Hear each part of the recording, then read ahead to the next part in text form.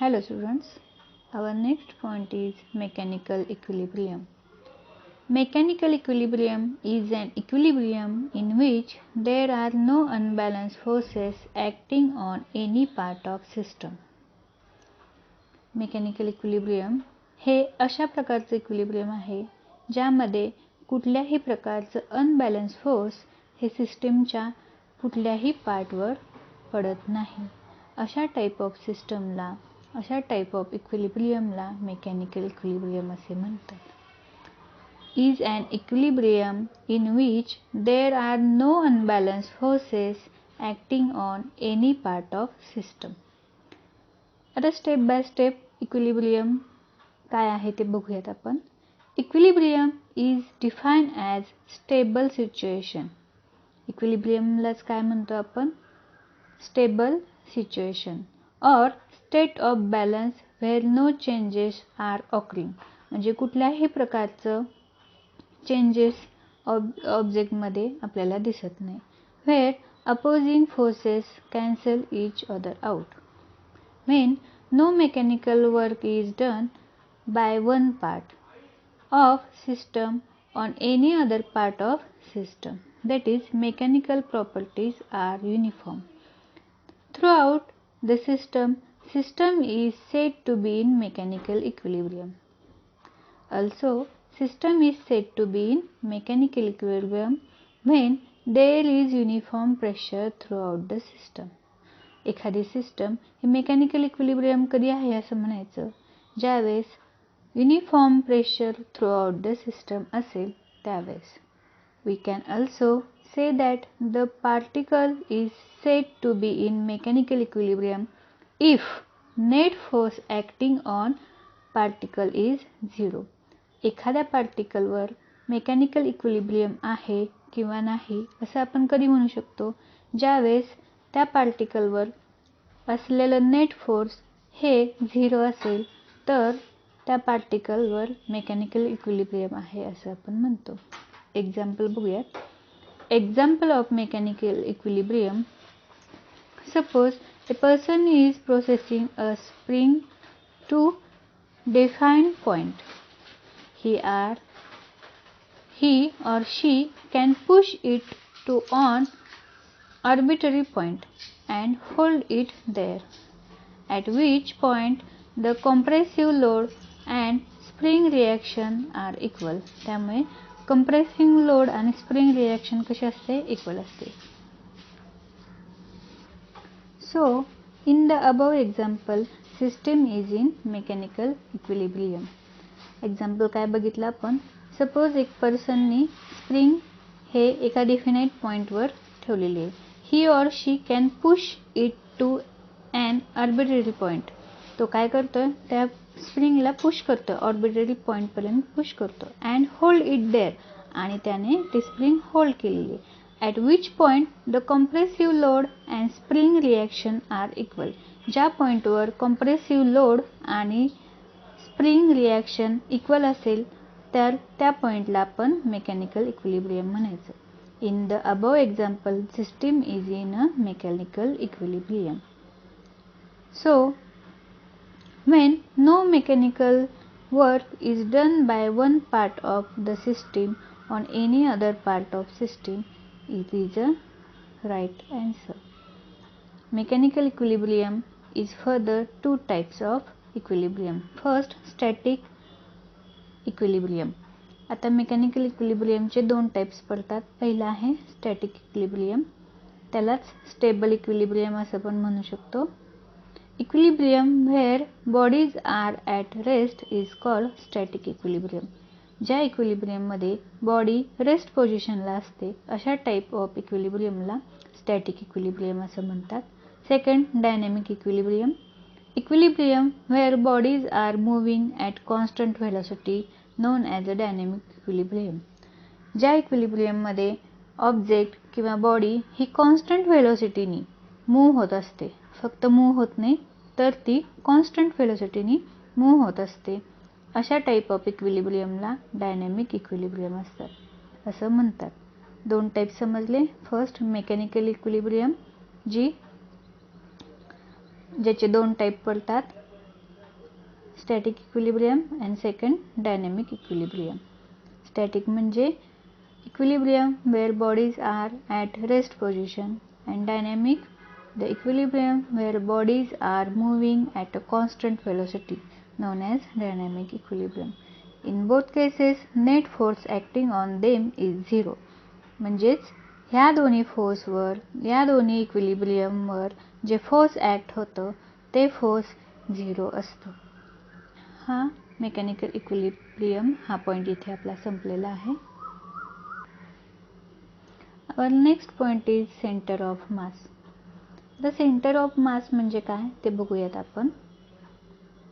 Center of mass of a body or system of a particle is defined as a point at which whole of mass of body or all masses of system particle approach to the concentrated. Center of mass म्हणजे काय? Centre of mass of a body or system. एखाद्या बॉडीचं किंवा सिस्टमचं centre of mass म्हणजे काय? If a point at which whole of mass or body or all masses of a system particle approach to be concentrated. त्याच्या centre पॉईंटला त्याचं hole मास, त्या बॉडीचं होल मास अप्रोच होत असेल तर त्या पॉईंटला, त्या सिस्टमला सेंटर ऑफ मास असे म्हणतात. Our next point is center of mass. What is mean by center of mass? Let's see. Center of mass of a body or system of particle is defined as a point at which whole of mass of a body or all masses of a system of particle appear to be concentrated. Appeared to be concentrated. Definition परत एकदा बघा. A point at which whole of mass of body or all masses of a system of particle appear to be concentrated. तर हे झालं centre of mass. The concept of center of mass helps us in considering these objects to be point object at a particular location. आता concept of center of mass काय आहे? It helps us in considering these objects to be point object at a particular location. Thereby allows us apply Newton's law of motion. यानंतरचा आपला point आहे mathematical understanding of centre of mass. तर mathematical understanding of centre of मासमध्ये आपण बघणार आहोत system of N particles. आता N particles आहेत. Consider a system of n particles of masses m1, m2 up to mn.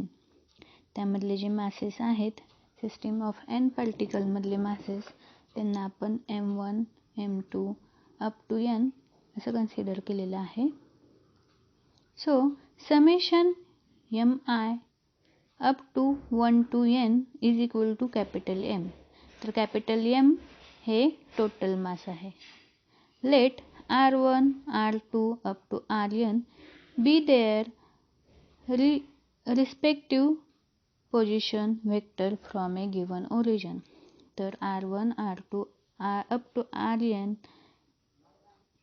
be their respective position vectors आहेत from given origin. या फिगरमध्ये बघा, इथे मास m1, m2, mn हे दाखवलेले आहेत आपल्याला आणि r1, r2, rn बी रिस्पेक्टिव्ह पोझिशन व्हेक्टर्स आहेत तेही दाखवलेले आहेत. आणि त्यानंतर आपल्याला सेंटर ऑफ मासचं मॅथमॅटिकल इक्वेशन बघायचं आहे. तर centre of mass for n particle, position vector r bar of their center of masses from a same origin is given by. So r bar is equal to summation mi ri upon summation mi. So we get summation mi ri upon capital M. Summation mi आपण आधीच्या equation मध्ये बघितलं. Summation mi is equal to capital M. M is a total mass. If origin itself is at the center of mass, so r is equal to 0, then summation mi ri bar is equal to 0. Then summation mi ri vector gives a moment of masses similar to moment of force about the center of mass. Thus, center of mass is a point about which the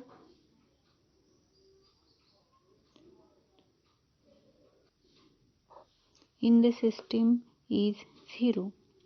If x1, x2 up to xn are the respective x coordinates of r1, r2 up to rn, the x coordinate of the center of masses is given by x is equal to summation mi ri upon summation mi. So summation mi xi upon capital M. इथं पण summation mi total mass capital M दाखवलेला आहे आपण. Summation x is equal to बघा summation mi xi upon summation mi is equal to summation mi xi upon capital M. इथे summation mi च्या ऐवजी summation mi is equal to काय आहे M the total mass. Similarly y and z coordinates same यासारखेच y आणि z कोऑर्डिनेटसाठी आपण लिहू शकतो. खाली बघा y कोऑर्डिनेटसाठी आपल्याला काय मिळेल summation mi yi upon capital M आणि सिमिलरली तसंच z साठी summation mi zi upon capital. Continuous mass distribution. For continuous mass distribution with uniform density, the position vector of center of mass is given by r bar is equal to integration r bar dm upon integration dm. So we get some integration of r bar dm upon capital M, where integration dm is equal to capital M is the total mass of object. Then center of mass r x is equal to integration x dm upon dm is equal to integration x dm upon capital M. Similarly for y and z coordinate, integration of y dm upon capital M and z is equal to integration of z dm upon capital M. Using the expression given above, the center of mass of uniform symmetric object can be obtained. Next point is velocity of center of mass. आता velocity of center of mass कसं काढायचं ते बघूया. त्याचा formula बघूया. Let v1 v2 up to vn be the velocities of system of point masses m1 m2 up to mn. Velocity of center of mass of a system is given by velocity v cm is equal to summation 1 to n mi vi upon summation mi, that is equal to summation mi vi upon capital M is equal to resultant linear momentum upon total mass. Summation mi is equal to capital M का तर ते total mass capital M ने दाखवतो आपण. So x, y and z component of a v bar can be obtained similarly for a continuous distribution. Vcm is equal to integration of v dm upon M. त्यानंतरचा point आहे acceleration of centre of mass. आता acceleration of centre of mass हे बघूयात. Let a1, a2 up to an be the acceleration of system of point masses m1, m2, mn. Acceleration of center of mass of a system is given by ACM is equal to summation, तोच formula आहे वरच्यासारखा. mi आपण व्हेलॉसिटीसाठी vi वापरलेलं, mi vi, तर इथे ॲक्सेलरेशनसाठी काय वापरणार, summation mi ai upon summation mi. तर we get summation mi ai upon capital M is equal to resultant force upon total mass. So x and y and z components of a bar can be obtained similarly. For continuous distribution, ACM is equal to integration a bar dm upon capital M. तर हे झालं acceleration of center of mass. त्यानंतरचा आपला point आहे centre of gravity. तर centre of gravity small cg ने दाखवतात. Centre of gravity of a body is point around which a resultant torque due to force of gravity on a body is 0. Analog of center of masses, it is a weighted average of a gravitational force on individual particles. For uniform gravitational field, the center of gravity always coincides with center of mass. Obviously, it is true for all the objects on the earth in our daily life. Thus, in common uses, the term center of mass and center of gravity are used for some purpose. This property can be used to determine center of gravity of a laminar object. Laminar means like a leaf, two-dimensional object. आता या फिगरमध्ये बघा, a laminar object of a suspended form rigid support of two orientations. Lines are to be drawn on the object parallel to be the plumb line shown. The plumb line is always vertical. आता ही line बघा, एक object vertical line काढलेली आहे या डायग्राममध्ये. आता त्याचं centre of मास आणि सेंटर ऑफ ग्रॅव्हिटी बघायचं आपल्याला. Then the lines drawn is then the point through which line of action of a gravitational forces pass for any orientation. Thus, it gives the location of a center of mass or center of gravity. The center of mass is fixed property. Center of mass ही एक fixed property आहे for a given rigid body. In split of any orientation, the center of gravity may depend on non-uniformity of a gravitational field. In turn, will depend on the orientation. त्या ऑब्जेक्टचं orientation कसं असतं त्यावर centre of gravity depend असते. For object on the earth, this will be possible only if the size of an object is comparable to that of earth. That is, size at least few thousand kilometers. In such cases, the center of gravity will be slightly lower than center of mass. अशा type of केसेसमध्ये centre of gravity ही centre of मासपेक्षा low असते. As and the lower size of an object, the gravitational field is. So, this point will be completed here, and the laws of motion, this chapter is completed here. I hope you understood, students, all the points in this chapter. Thank you.